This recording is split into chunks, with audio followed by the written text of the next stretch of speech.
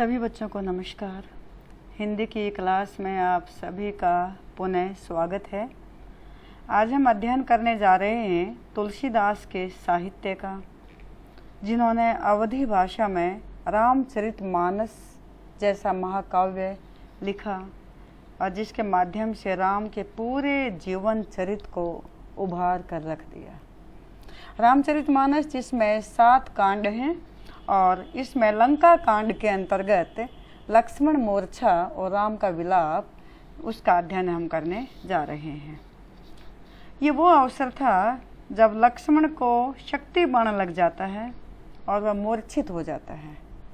अपने छोटे भाई को मूर्छित देखकर राम अपने आप को संभाल नहीं पाते हैं और विलाप करने लग जाते हैं।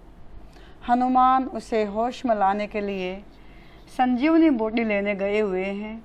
उनका इंतज़ार किया जा रहा है और उस समय पर वहाँ युद्ध भूमि में किस तरह का दृश्य है, राम किस तरह से अपने आप से बातचीत कर रहे हैं, अपने आप को संभाल नहीं पा रहे हैं और अपने दुख को शब्दों के माध्यम से अभिव्यक्त कर रहे हैं। और इस अभिव्यक्ति के माध्यम से हमें रिश्तों के मर्म का भी बोध हो जाता है और हमें लगता है कि वास्तव में रिश्तों के अंदर कितना दर्द होता है, कितना प्यार होता है, कितनी सच्चाई होती है, वो हमारे सामने आ जाती है। इसे दोहा चौपाई छंद में लिखा गया है और अवधी भाषा का प्रयोग किया गया है। तब प्रताप उर राखी प्रभु जेहू नाथ तुरंत, अस कही आयसु पाई पद वंदी चलेऊ हनुमंत। भरत बाहु बलशील गुण, प्रभु पद प्रीति अपार, मन महु जात सराहत पुनि पुनि पवन कुमार।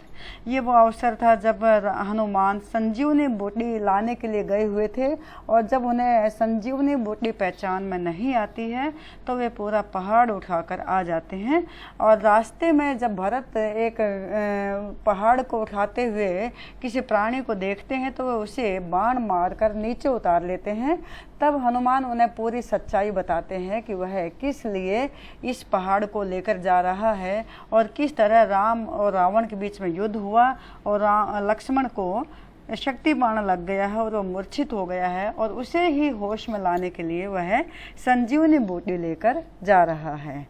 तब भरत उसे वापस जाने की अनुमति दे देता है। तब उसकी सराहना करते हुए जो हनुमान अपने मन में सोचते हैं वो बातें इस दोहे में लिखी गई हैं। वो कहता है कि तुम्हारे प्रताप को, तुम्हारे वैभव को अपने हृदय में रखते हुए, उर राखी अपने हृदय में रखते हुए, हे प्रभु मैं अपने नाथ के पास तुरंत जा रहा हूँ। हे प्रभु, यानी भरत को वो प्रभु कहता है कि हे प्रभु तुम्हारे प्रताप को, तुम्हारे वैभव को मैंने अपने हृदय में संजो लिया है। मैं तुमसे प्रभावित हूँ और मैं यहाँ से अब तुरंत ही शीघ्र ही अपने भगवान के पास जा रहा हूँ। ऐसा कहकर और भरत से आदेश पाकर उसके चरणों की वंदना करके हनुमान अपने पथ की ओर चल पड़े, अर्थात वे लंका की तरफ अग्रसर हो गए। भरत बाहुबलशील गुण, प्रभु पद प्रीति अपार। वे अब मन ही मन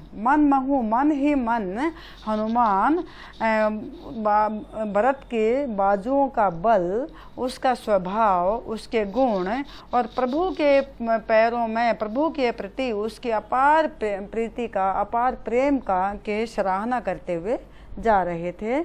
यहाँ पर कहना चाहता है कि जब उससे आदेश मिल गया भरत से कि अब आप जाइए, तब हनुमान उससे जो प्रभावित होते हैं उस प्रभाव को अपने मन ही मन सराहना करते हुए जा रहे हैं और सोचते हैं कि भरत का जो बाजुओं का बल है, उसका स्वभाव है, उसके गुण हैं और राम के चरणों में यानी राम के प्रति जो उसका अपार प्यार है उससे वो प्रभावित हैं और उसकी सराहना करते हुए मन ही मन सराहना करते हुए अपने पथ की ओर आगे जा रहे हैं। तो ये दोहा छंद था, अवधी भाषा है और इसमें जो अयोध्या में भरत और हनुमान के बीच में जिस तरह का वार्तालाप होता है और उसके बाद जो निर्णय होता है उसके बारे में बताया गया है। अवधी भाषा के अंतर्गत आप इसमें देखेंगे कि यहाँ पर आप अनुप्रास अलंकार है, प्रभु पद प्रीति अपार, यहाँ पर अनुप्रास अलंकार का प्रयोग किया गया है। और पुनि पुनि, यहाँ पर पुनरुक्ति प्रकाश अलंकार है, पुनरुक्ति अलंकार है। और पवन कुमार यहाँ पर हनुमान के लिए बोला गया है। बाहुबल यहाँ पर अनुप्रास अलंकार है। और बलशील यहाँ पर भी अनुप्रास अलंकार का प्रयोग किया गया है और इसमें करुण रस का प्रयोग है। और इसके अलावा वार्तालाप शैली का प्रयोग भी किया गया है। उहाँ राम लक्ष्मण ही निहारी, बोले वचन मनुज अनुसारी। अर्धराति गई कपि नहीं आयऊ, राम उठाई अनुज उर लायऊ। सकहु ने दुखित देखी मोहि काऊ, बंधु सदा तव मृदुल सबाऊ। मम हित लागी तजेहु पितु माता, सहेऊ विपिन हिम आतप वाता। वहाँ पर राम अब युद्ध भूमि का वर्णन करता है कि युद्ध भूमि में वहाँ पर कैसी स्थिति है, किस प्रकार का वातावरण है। तो ये कहता है कि वहाँ पर राम लक्ष्मण को निहार रहे हैं, उसे देख रहे हैं, एक मनुष्य के समान वार्तालाप कर रहे हैं, एक मनुष्य के समान अपनी बातों की अभिव्यक्ति कर रहे हैं। और वो कहते हैं कि आधी रात बीत चुकी है, अर्धरात्रि आधी रात बीत चुकी है और वानर अभी तक नहीं आया है।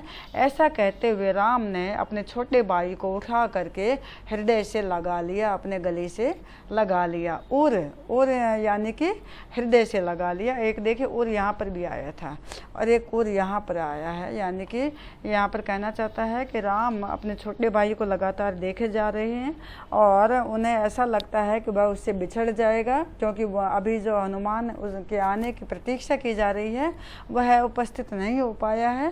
तो राम अपने आप को अत्यंत असहाय महसूस कर रहे हैं और एक मनुष्य के समान व्यवहार करते हुए वे कहते हैं कि आधी रात बीत चुकी है और वह वानर, वह हनुमान अभी तक युद्ध भूमि में यहाँ पर संजीवनी बूटी के साथ उपस्थित नहीं हुआ है।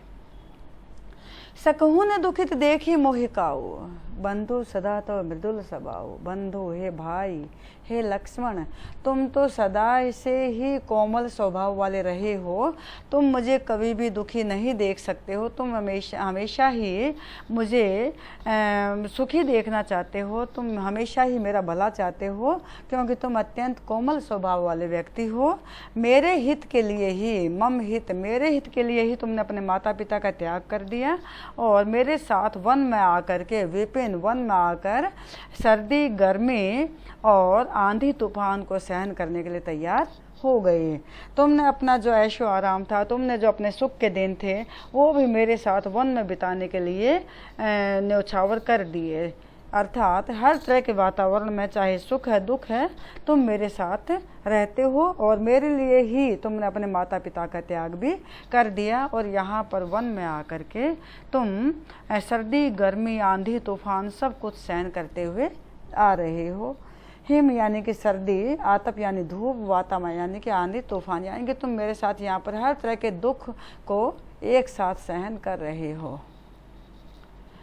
ये चौपाई छंद है, अवधी भाषा का प्रयोग है और यहाँ पर राम अपने भाई के साथ वार्तालाप कर रहा है। हालांकि ये एक तरफा वार्तालाप है, क्योंकि इसमें लक्ष्मण मूर्छित हो चुका है और राम अपने आप से ही बातचीत कर रहा है।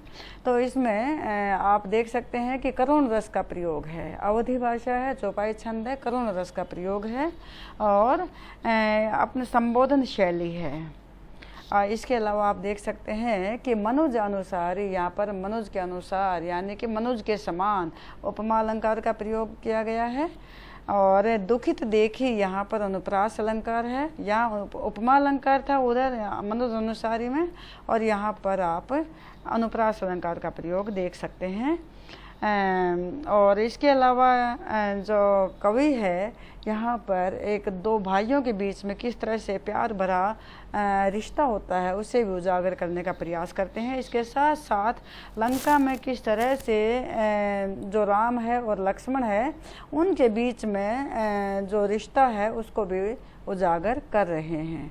यानी कि जो लक्ष्मण है वो राम का एक तरह से दायां हाथ है और उसके माध्यम से ही वह अपने आगे का कार्य संभव कर पाते हैं और उन्हें लगता है कि वो नहीं रहेगा तो उसके लिए आगे का समय भी कठिन हो जाएगा। सो अनुराग कहाँ अब भाई, उठू न सुनी मम वच विकलाई। जो जन तेऊ बन बंधु बिछोहू, पितु वचन बन तेऊ नहीं ओहू। ये कहता है वह प्यार जो तुम्हारा बचपन से ही मेरे साथ रहा है, जो हमेशा प्यार तुम अपना दिखाते रहे हो, हे भाई अब वो कहाँ चला गया। तुम मुझे छोड़कर कैसे जा सकते हो, क्योंकि तुम मुझसे बेहद प्यार करते हो। तुम मेरे व्याकुल कर देने वाले वचन सुन करके भी क्यों नहीं होश में आते हो, क्यों नहीं उठते हो, क्योंकि तुम मुझे तो दुखी देख ही नहीं सकते थे और हमेशा ही मुझे खुश देखना चाहते थे। तो अब मैं इतना व्याकुल हूँ तो तुम मेरे वचन सुन करके क्यों नहीं उठ जाते हो। तुम्हारा प्यार वह कहाँ चला गया है। अगर मैं जानता जनतेऊ, अगर मैं जानता कि वन में जाकर मेरा अपने भाई से अलगाव हो जाएगा, मैं अपने भाई से बिछड़ जाऊंगा, अगर ये मुझे पहले से ही पता होता तो मैं अपने पिता के वचन को भी नहीं मानता, अर्थात मैं वन में नहीं आता, अर्थात मैं अपने वचन को अपने भाई के लिए भी त्याग देता। अगर मुझे पता लगता, अगर मैं जान पाता कि वन में जाकर मेरा भाई मुझसे बिछड़ जाएगा। सुत वित नारी भवन परिवारा, हो ही जाही जग बारही बारा। अस बिचारी जिय जागहु ताता, मिलई न जगत सहोदर बराता। अब ये संसार की सच्चाई बताता है यहाँ पर, और एक तरह से ये इसके मन में जिस तरह के भी विचार उत्पन्न होते जा रहे हैं, उन विचारों को अपने दुख की घड़ी में, अपने दुख के साथ, अपने करुण रस के साथ वह पेश करता हुआ जा रहा है। ये कहता है क्योंकि इसका भाई इससे बिछड़ रहा है। जब एक व्यक्ति दुखी होता है और कोई एक व्यक्ति उससे बिछड़ रहा होता है तो वही उसे सबसे ज़्यादा प्यारा लगने लग जाता है। तो यही बात यहाँ पर वो कहता है कि जो बेटा होता है या धन होता है या नारी है या भवन है, परिवार है, ये तो संसार में बार ही बारह मिलते और बिछड़ते रहते हैं, अर्थात इन्हें हम प्राप्त करते रहते हैं, अर्थात इनके जाने से हमें कोई ज़्यादा क्षति नहीं होती है ऐसा लेकिन ये कहता है कि हे भाई, तुम जैसा सहोदर, तुम जैसा सगा भाई जो कि मेरे लिए अपने सुखों को न्यौछावर करने को तैयार रहता है, जो मुझे हमेशा सुखी देखना चाहता है, जो मुझे हमेशा सुरक्षित देखना चाहता है, ऐसा भाई मिलना संसार में असंभव है। ऐसा विचार करके हे तात, हे भाई, तुम जाग जाओ, अर्थात तुम होश में आ जाओ। क्योंकि जो सुत यानी कि बेटा है, धन है, पत्नी है, भवन है, परिवार है, ये तो संसार में मिलते बिछड़ते रहते हैं, अर्थात इनके मिलने या बिछड़ने से कोई विशेष हानि नहीं होती है। ऐसा विचार करके जाग जाइए वह भाई कि तुम जैसा सगा भाई मिलना संसार में असंभव है, अर्थात तुम जैसा सगा भाई संसार में मिलना नामुमकिन है। ऐसा विचार अपने मन में लाकर हे भाई तुम जाग जाओ। जथा पंख बिनु खग अति देना, मने बिनु फने करीबर कर हीना। असमम जीवन बंधु बिन तोही, जो जड़ देव जियावे मोही। अब ये अपनी स्थिति बताता है कि किसके समान उसकी स्थिति हो जाएगी अगर उसे लक्ष्मण के बिना जीना पड़ेगा। अगर उससे लक्ष्मण बिछड़ जाता है तो और उसे जीने के लिए मजबूर होना पड़ता है तो उसका जीवन कैसा हो जाएगा, ये वो बताना चाहता है। वो कहता है, उदाहरण देते हुए कहता है कि जिस प्रकार से खग पक्षी पंख के बिना बेबस होता है, अत्यंत दीन होता है, असहाय हो जाता है। दीना यानी असहाय हो जाता है। फनी यानी कि सांप मणि के बिना असहाय हो जाता है। और करीबर यानी कि हाथी सूंड के बिना हीन हो जाता है, बेबस हो जाता है, असहाय हो जाता है। उसी तरह से अगर तुम्हारे बिना मुझे जीवित रहने के लिए ये जो भाग्य है, निष्ठुर भाग्य है, जड़ देव यानी निष्ठुर भाग्य है, अगर मुझे तुम्हारे बिना जीवित रहने का आदेश देता है तो मेरा जीवन भी इन्हीं के समान हो जाएगा। मम जीवन, मेरा जीवन भी है भाई इनके समान ही हो जाएगा अगर मुझे तेरे बिना, तुम्हारे बिना जीना पड़ेगा। ये उदाहरण देता है। यहाँ पर 3 उदाहरण इसने दिए हैं। पहला इसने पक्षी का उदाहरण दिया है कि अगर उसके पंख नहीं होते हैं तो वह असहाय हो जाता है। सांप के अगर वाणी नहीं होती है तो वह भी असहाय हो जाता है, और अगर हाथी के पास सूंड नहीं होता है तो वह भी असहाय हो जाता है। तो उसी तरह से मैं भी असहाय हो जाऊंगा अगर मुझे तेरे बिना जीना पड़ेगा। अगर ये निष्ठुर भाग्य मुझे तेरे बिना जीने का आदेश देगा तो मेरा जीवन भी इतना ही असहाय, इतना ही बेबस हो जाएगा। जेहूँ अवध कवन मुँह लाई, नारी हेतु प्रिय भाई गंवाई। वरु अपजस सहतेऊ जग माहे, नारी हानि विशेष क्षति नाहे। नारी हानि विशेष क्षति नाहे, ये हमारे एक संसार की एक वास्तविकता दिखाता है। ये कहता है, जैसे ऊपर कहा था ना इसने कि बेटा, धन, परिवार, नारी, भवन, ये तो मिलते हुए बिछड़ते रहते हैं। इसलिए यहाँ पर यही बात ये आगे दोहराता है, क्योंकि उसे लगता है कि अगर सीता को यहाँ से वापस ले जाने के लिए वो युद्ध नहीं करता तो शायद उसे अपने भाई से हाथ धोना नहीं पड़ता, अपने भाई को नहीं गंवाना पड़ता। तो अपनी इसी बात के लिए वो कहता है कि मैं अयोध्या, अवध और अयोध्या कौन सा मुँह लेकर जाऊँगा, कौन सा मुँह लेकर जाने, एक लोकोक्ति है ये। यानी कि मैं किस तरह से उनका सामना करूँगा, मैं अयोध्या में किस तरह से अपने प्रियजनों का सामना करूँगा, वहाँ की प्रजा का सामना करूँगा, क्योंकि वे जाते ही मुझसे कहेंगे कि मैंने अपनी पत्नी के लिए, अपनी पत्नी को पाने के लिए अपने प्रिय भाई का बलिदान कर दिया। चाहे मैं ये अपयश सहने के लिए तैयार हूँ, वरु चाहे मैं ये अपयश सहन करने के लिए तैयार हूँ कि मैंने अपनी पत्नी को मुक्त कराने का कार्य नहीं किया, क्योंकि मुझे लगता है कि नारी की हानि कोई विशेष हानि नहीं होती है। क्षति यानी कि हानि, क्षति। ये कहता है कि मुझे अपना भाई के लिए अपने पत्नी को गंवा देना चाहिए था, लेकिन अपने भाई को अपनी पत्नी के लिए गंवाने के लिए मैं तैयार नहीं हूँ। यहाँ पर मैं अयोध्या का सामना करने में अपने आप को असमर्थ महसूस कर रहा हूँ।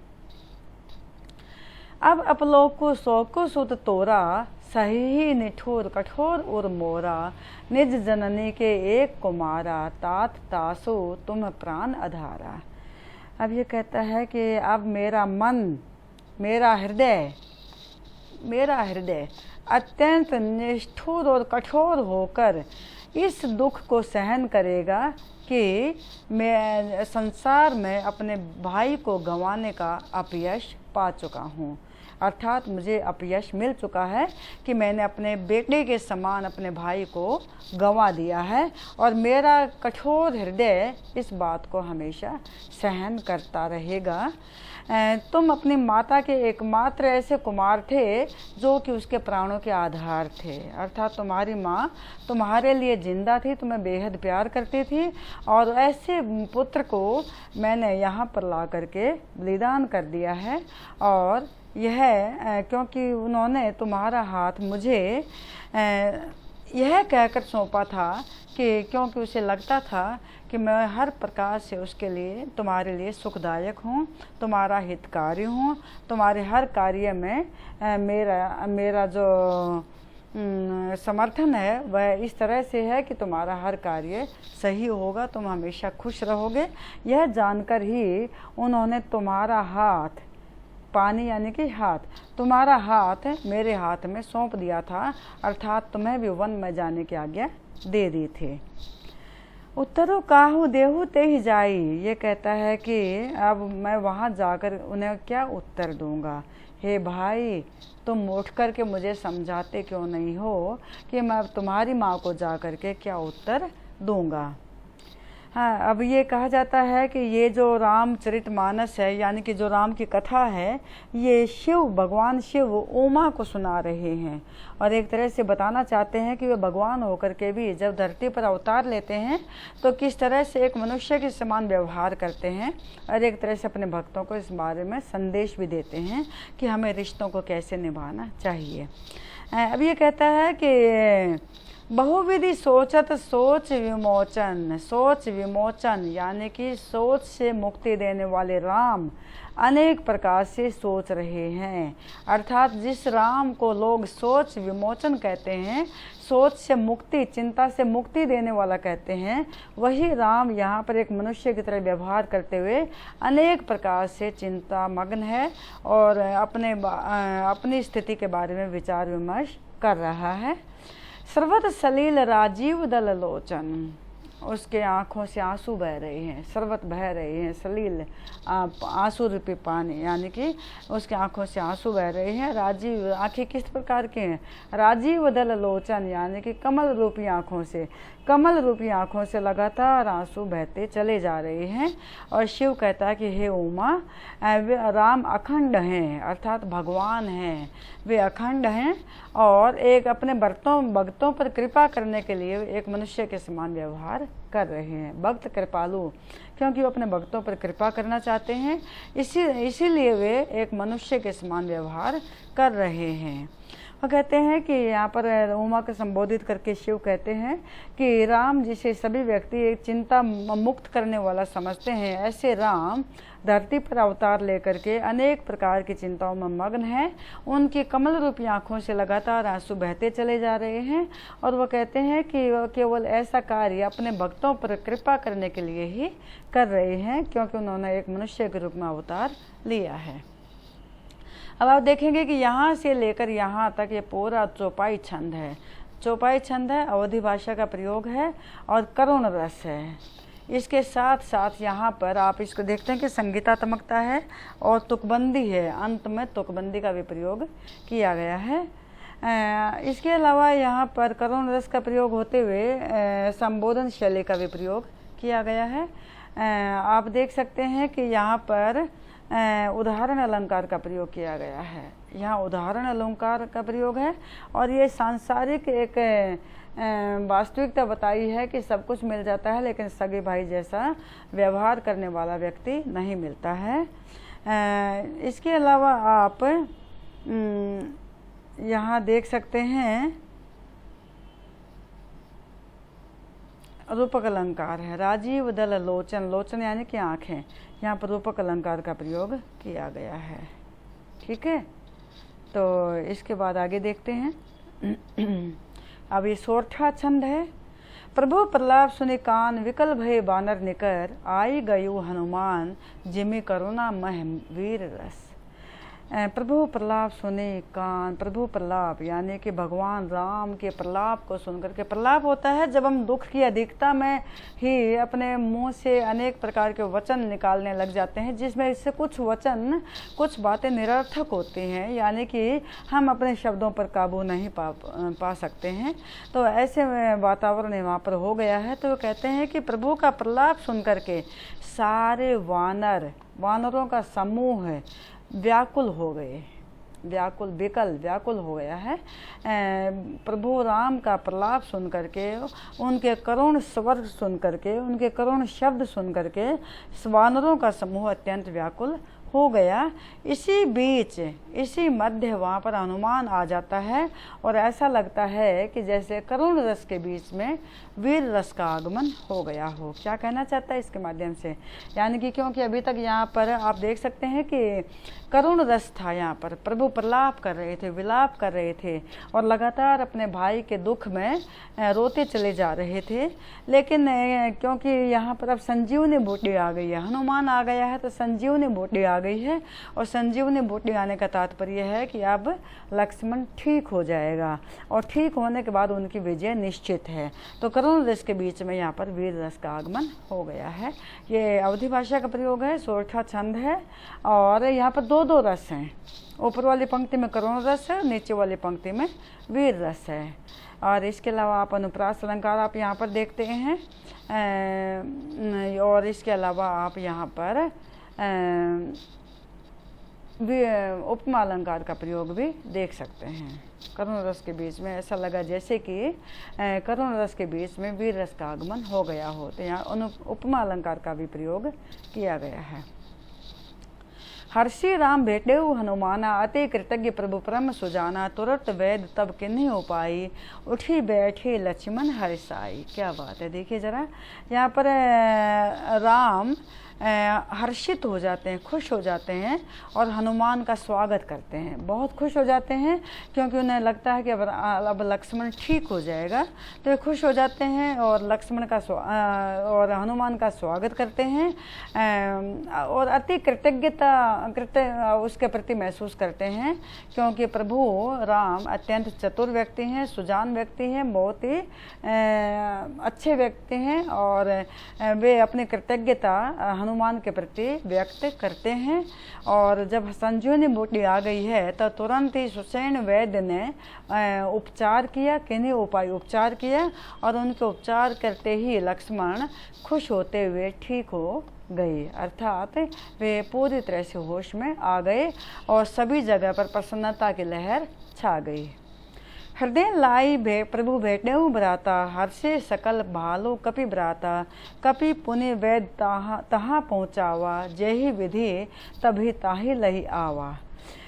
और जब भाई ठीक हो जाता है, जब लक्ष्मण ठीक हो जाता है तो प्रभु अर्थात राम उसे अपने हृदय से लगा लेते हैं, वो बहुत खुश हो जाते हैं और सारे ही भालू और जो वानर है उनका समूह हर्षित हो जाता है, खुश हो जाता है, उनके अंदर प्रसन्नता की लहर छा जाती है। और तब हनुमान उस वैद्य को लंका में उसी प्रकार से पहुंचा दिया जिस विधि से वह उसे लेकर आया था। और यह वृतांत दशानन सुनेऊ, अति विषाद पुनि पुनि सिर धुनेऊ, व्याकुल कुंभकर्ण पही आवा, विविध जतन करिता ही जगावा। याद आया आपको कि कुंभकर्ण 6 महीने सोता था, 6 महीने जागता था और किस तरह से उसे ढोल नगाड़े बजा करके जगाया जाता था। तो वही यहाँ पे दृश्य बिंब बनता है और ये कहता है कि जब यह वाकया दशानन ने सुना, रावण ने सुना, तब अत्यंत दुखी हो गया, विषाद दुखी हो गया और बार बार पछताने लगा, सिर धनेऊ पछताने लगा और व्याकुल होकर के वह कुंभकर्ण के पास आया और अनेक प्रयास करके उसे जगाने का कार्य करने लग गया। जागा निशीचर देखिए कैसा, मानहु कालु देह धरी वैसा, कुंभकर्ण बूझा कहू भाई, काहे तो मुख रहे सुखाई। जागा निशीचर होते हैं जो रात में विचरण करता है, यानी कि राक्षस। और जब अनेक प्रयासों के बाद विभीषण जाग जाता है तब कवि कहता है कि देखिए ये राक्षस जब जाग जाता है तो ऐसा लगता है मानो यमराज ही शरीर धारण करके आ गया हो। कालू यानी यमराज ही देह धारण करके, शरीर धारण करके अवतरित हो गया हो, ऐसा लगता है। कुंभकर्ण ने तब रावण से पूछा कि हे भाई क्या बात है, तुम्हारे मुंह इतने सूखे क्यों हो रहे हैं, अर्थात तुम इतने दुखी क्यों दिखाई दे रहे हो। कथा कही सब ते ही अभिमानी, यही प्रकार सीता हरियाणी। तब तात कपिन ने सब निशिचर मारे, महाजोधा संघारे।